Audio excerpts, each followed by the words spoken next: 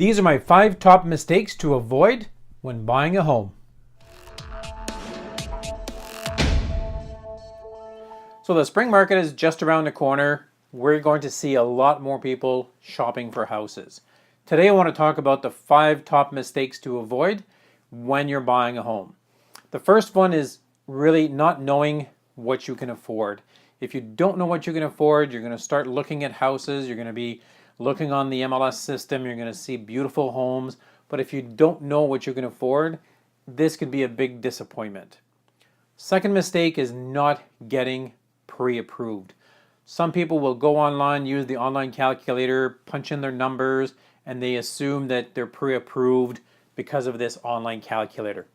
Take a few minutes, call your bank, go see your mortgage broker, find out exactly the amount that you're pre-approved for, and get a true pre-approval. Especially in today's market, a lot of mortgage rules are changing, so you want to make sure that you are pre-approved and it's not going to be an issue when you find your dream home. The other mistake is not knowing your must-haves. Some people start looking at homes and they look at, the big homes, the small homes, the single car garage, double car garage. They're looking for a condo, they're looking downtown, they're looking in the suburbs. They don't know what they want.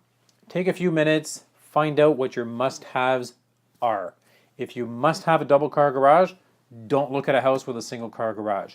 If you must have a big backyard, don't look at a small little townhouse that maybe not have a big backyard. These are things that'll make your life easier when you're shopping for a home. Mistake number 4 is not getting a home inspection. I had a client a couple of years ago who was buying a house that was newly built, maybe 2 years old, and he didn't want to spend the money to do the inspection because it's a new home, what can be wrong with it.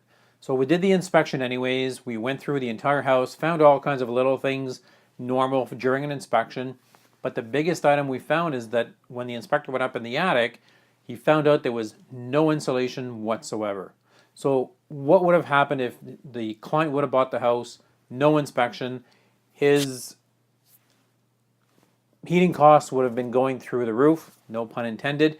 No insulation means you're spending a lot more money for heating and for cooling.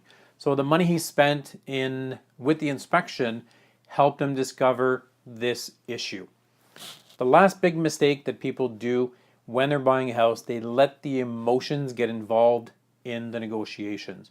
You have to remember that a house has a certain value, but if you let the emotions get in the way while you're negotiating, there's a good chance you might overpay for the house, or you might walk away from a deal that, a few $1,000s might not make a difference in the long run. But you have to try to keep the emotions out of the negotiations. It just makes your life a lot easier. So if you have any questions, or if you want to discuss a little bit more in detail the buying process of a house, make sure to give me a call, or you can always email me at jeanricher@jeanricher.com. Merci beaucoup et bonne journée.